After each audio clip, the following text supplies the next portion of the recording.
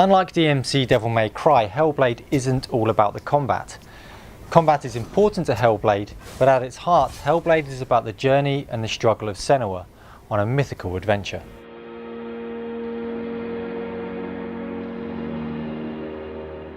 In the famous book Don Quixote, the hero sees the world interpreted through madness, seeing giants instead of windmills. And in a similar way, when you play the game, you experience the world through Senua's mind's eye. Senua knows that there is no going back to how things were.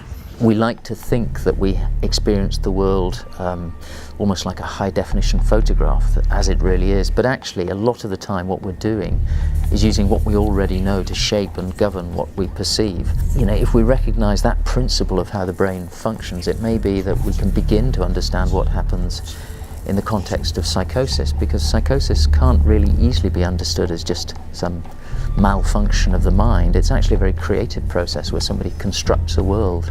She's finally arrived in the land of mist and fog, the place the Northmen call Hell.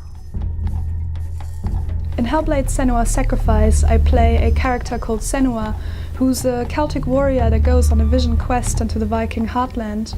It's a journey of suffering which can be quite dark and sometimes brutal. Everything that Senua sees is shaped by visions from her own past, but also Viking mythology.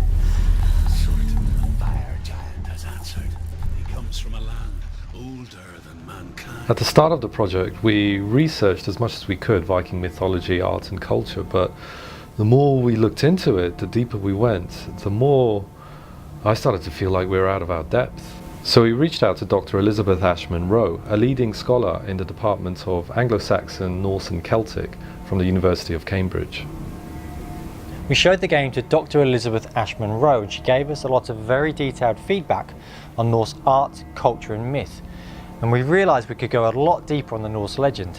She agreed to come on board as consultant and presented a trove of reference material to the team. I was talking about idols. We don't have a lot of them left. We hear many descriptions of wooden men or sacrifices on poles. The more we learned from Elizabeth, the more we wanted to share these myths with you. So we created lore stones and scriptures that relate to the Norse legend for you to find throughout Senua's journey. A secret path along the cliffs will take you to Gjallarbrú, the bridge that separates the living from the dead. The roots of the tree of death will take you to new lands where you will face the trials. Look around and you'll see them. The drowned, the sick.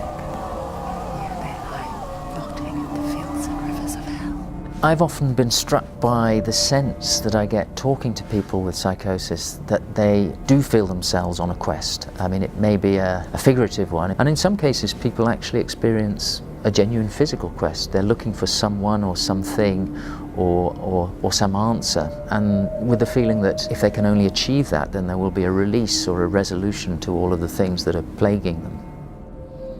And she will fulfill her vow, whatever the cost. We've covered in previous diaries how we've worked with experts, organisations and people with lived experience to simulate voice hearing and visions. She's not capable. But another lesser-known aspect of psychosis is the ability to see patterns and associations and find meaning in them. One individual we spoke to told us in vivid terms how this felt for him, where every day felt like a puzzle, the clues of which were found in symbols, sounds, colours and visions in the world all around him. I and my colleagues at Cambridge University have been doing a lot of work exploring how people can use their prior expectations to increase their sensitivity to stimuli in their environment. And one of the very striking things that we found recently is that people with psychosis or prone to experiencing psychotic symptoms may actually be remarkably good at that. Maybe that under some circumstances they're actually capable of using their prior knowledge to really enhance the way in which they see patterns and put things together.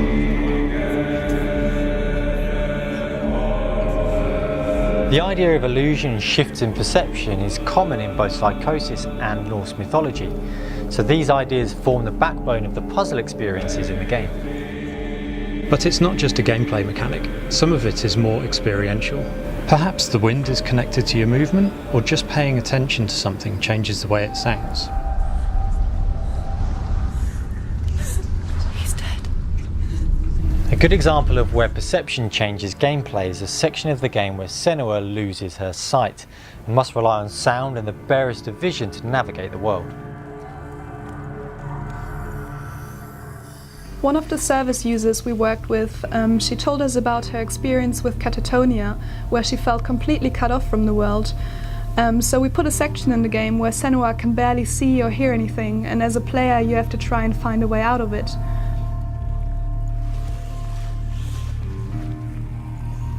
When I did the body mocap for that section, I tried to perform everything with my eyes shut so that I can get a sense of fear and anxiety, and hopefully you will feel this when you play the section. We've now captured hundreds of animations to make Senua believable in both gameplay and cutscenes. The decision to create a low-cost mocap space in the studio has really paid off, as otherwise the costs would have been prohibitive. Given the complexities of intertwining mythology, backstory, art and gameplay, it took us longer than we expected to get to this point. But now all of the story scenes have been captured, all of the VO recorded, and the gameplay is fully playable from start to finish. We now run dailies where representatives from art, story, sound, design and gameplay are all present, and we spend an hour every day reviewing a section of the game, and that very day we implement everything that we can think of to make it a polished experience. And this is a process we're going to rinse and repeat every single day until we finish the whole experience. Because she sounds too scared. The breathing's good, it really gives you a presence. And breathing's going to be all the time, even when she's not scared. Yep. Okay, cool. We've just completed our alpha milestone for Hellblade: Senua's Sacrifice, and that means that for the first time you can now play the Hellblade experience from the beginning right through to the end. This, however, doesn't mean that the game is finished. There's still a huge amount of work to be done, but all of the levels, gameplay and story are now in place. But it does mean that we can now focus on what really matters, and that's the player experience.